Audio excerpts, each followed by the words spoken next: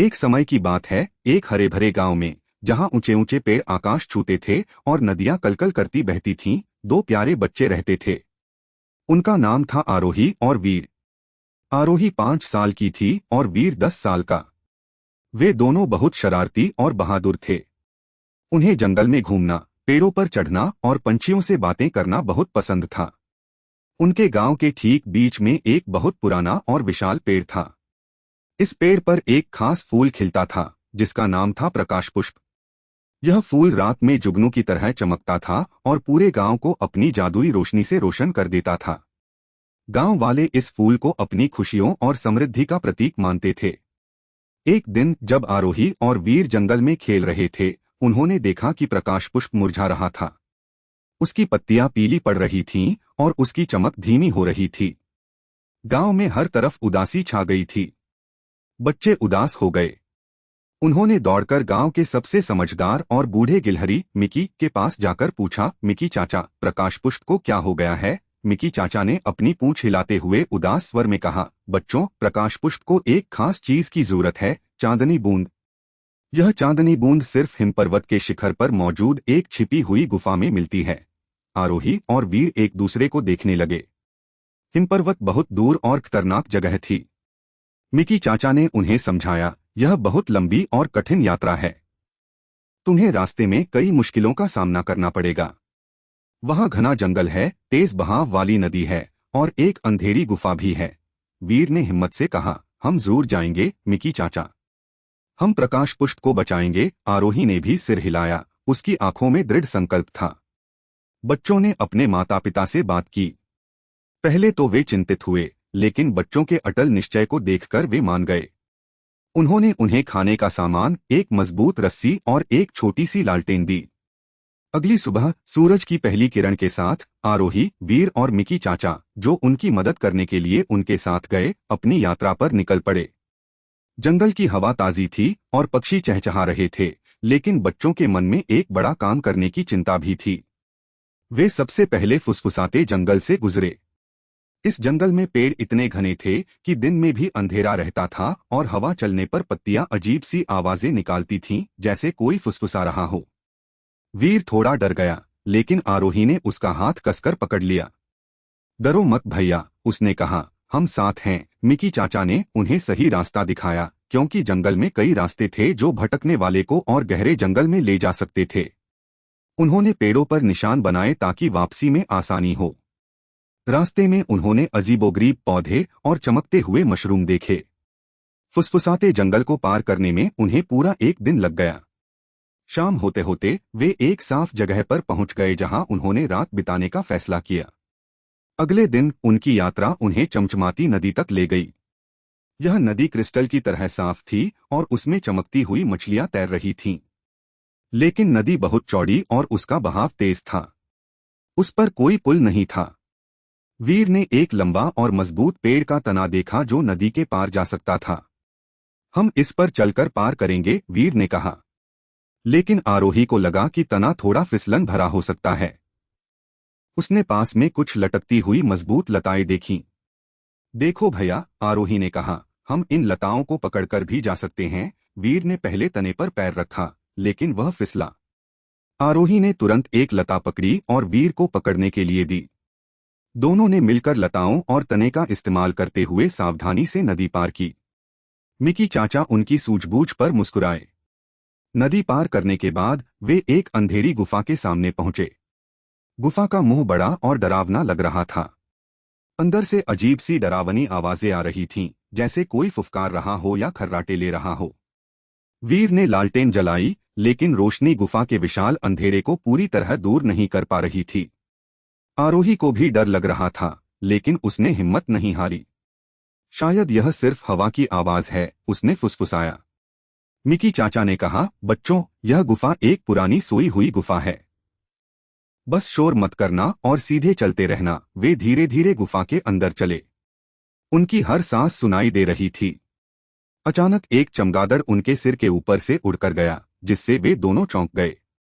लेकिन उन्होंने एक दूसरे का हाथ कसकर पकड़ा और आगे बढ़ते रहे।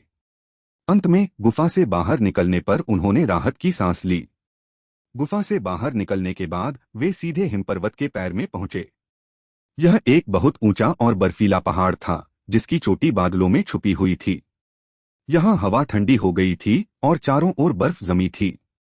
आरोही और वीर ने अपने गर्म कपड़े निकाले और पहन लिए। मिकी चाचा ने कहा, चांदनी बूंद इस पर्वत के शिखर पर एक छिपी हुई गुफा में मिलती है। रास्ता बहुत फिसलन भरा है। बच्चों ने ऊपर देखा। पर्वत बहुत विशाल और चुनौती भरा लग रहा था। वीर ने कहा, यह सबसे मुश्किल हिस्सा है, लेकिन हम जरूर करेंगे। उन्होंने धीरे धीरे ऊपर चढ़ना शुरू किया। हर कदम सावधानी से उठाना पड़ रहा था क्योंकि बर्फ बहुत फिसलन भरी थी। जैसे जैसे वे ऊपर चढ़ते गए, ठंड बढ़ती गई। रास्ते में उन्हें बर्फ की कई बाधाओं का सामना करना पड़ा। एक जगह पर रास्ता बहुत संकरा और फिसलन भरा था। एक गलत कदम और वे नीचे गिर सकते थे। वीर ने अपनी मजबूत रस्सी निकाली और एक चट्टान से बांध दी। आरोही, तुम पहले जाओ और रस्सी पकड़कर चढ़ो, उसने कहा। आरोही ने रस्सी पकड़ी और सावधानी से ऊपर चढ़ी। जब वह ऊपर पहुंच गई तो उसने रस्सी को कसकर पकड़ा और वीर को ऊपर खींचने में मदद की। मिकी चाचा उनकी मदद के लिए उनके कंधे पर बैठे थे और रास्ता दिखा रहे थे। उन्होंने मिलकर कई बार संकरी और खतरनाक जगहों को पार किया। उनकी सांसें तेज हो गई थीं, लेकिन वे एक दूसरे को हिम्मत देते रहे। थोड़ा और, बस थोड़ा और, वीर ने कहा। काफी देर चढ़ने के बाद वे अंततः हिमपर्वत के शिखर पर पहुंच गए। वहां का दृश्य अद्भुत था। चारों ओर केवल बर्फ और बादल थे और नीचे सारा गांव छोटा सा दिख रहा था। मिकी चाचा ने एक छिपी हुई दरार की तरफ इशारा किया। देखो बच्चों, चांदनी बूंद की गुफा वहीं है। गुफा का मुंह छोटा था और बर्फ से ढका हुआ था। वीर ने थोड़ी बर्फ हटाई और वे तीनों अंदर गए। गुफा के अंदर एक छोटी सी झील थी और झील के बीच में एक चमकती हुई बूंद हवा में तैर रही थी। वह बूंद चांदनी की तरह चमक रही थी और उससे एक अनोखी ठंडी रोशनी निकल रही थी। यह है चांदनी बूंद, आरोही ने फुसफुसाया। उसकी आंखें चमक उठीं। मिकी चाचा ने समझाया, इस बूंद को बहुत सावधानी से एक साफ बोतल में रखना होगा। इसे छूना मत, इसकी जादुई शक्ति कम हो सकती है। वीर ने अपनी जेब से एक छोटी साफ शीशे की बोतल निकाली। आरोही ने अपने छोटे हाथों से बूंद को बोतल में धीरे से धकेला। जैसे ही बूंद बोतल में आई, वह और तेज चमकने लगी। उन्होंने बोतल को कसकर बंद कर दिया। उनके चेहरों पर खुशी थी। उन्होंने अपना लक्ष्य हासिल कर लिया था। अब वापसी का समय था। पहाड़ से नीचे उतरना भी उतना ही मुश्किल था जितना चढ़ना, लेकिन उनके पास चांदनी बूंद थी जिसने उन्हें नई ऊर्जा दी। वे सावधानी से लेकिन तेजी से नीचे उतरने लगे। वापसी की यात्रा थोड़ी आसान लग रही थी क्योंकि वे पहले ही रास्ते से परिचित थे और उनके पास चांदनी बूंद थी जो उनके दिल में उम्मीद की रोशनी जगा रही थी। वे फुसफुसाते जंगल से होते हुए, चमचमाती नदी को पार करते हुए और अंधेरी गुफा के पास से निकलते हुए वापस गांव की तरफ बढ़े। सूरज ढलने लगा था और चांदनी बूंद बोतल में चमक रही थी, जैसे उनकी यात्रा की जीत का प्रतीक हो। आरोही और वीर थक चुके थे, लेकिन उनके चेहरे पर एक बड़ी मुस्कान थी। उन्हें पता था कि वे एक बहुत बड़ा काम करके आ रहे हैं। मिकी चाचा भी अपनी छोटी सी चाल पर मुस्कुरा रहे थे क्योंकि वे जानते थे कि बच्चों ने न केवल प्रकाश पुष्प को बचाने का तरीका ढूंढा, बल्कि इस यात्रा से उन्होंने बहुत कुछ सीखा भी। जब वे गांव पहुंचे तो अंधेरा हो चुका था, लेकिन प्रकाश पुष्प की धीमी चमक अभी भी दिख रही थी। गांव वाले चिंतित होकर इंतजार कर रहे थे। आरोही और वीर सीधे पेड़ के पास गए। उन्होंने बोतल से चांदनी बूंद निकाली और धीरे से प्रकाश पुष्प की जड़ों में डाल दी। जैसे ही बूंद ने मिट्टी को छुआ, एक जादुई रोशनी पूरे पेड़ में फैल गई। मुरझाई हुई पत्तियां तुरंत हरी भरी हो गईं और प्रकाश पुष्प पहले से भी ज्यादा चमकने लगा। उसकी रोशनी ने पूरे गांव को जगमगा दिया, जैसे हजारों जुगनू एक साथ चमक रहे हों। गांव वाले खुशी से झूम उठे। उन्होंने बच्चों को गले लगाया और उनकी बहादुरी की दाद दी। पूरा गांव खुशी से नाचने लगा। बच्चे और बड़े सभी आरोही, वीर और मिकी चाचा की प्रशंसा कर रहे थे। प्रकाश पुष्प फिर से अपनी पूरी चमक के साथ खिल उठा था और उसकी जादुई रोशनी ने गांव को फिर से खुशियों से भर दिया। आरोही और वीर अपने माता पिता के पास बैठे थे, जो उन पर बहुत गर्व कर रहे थे।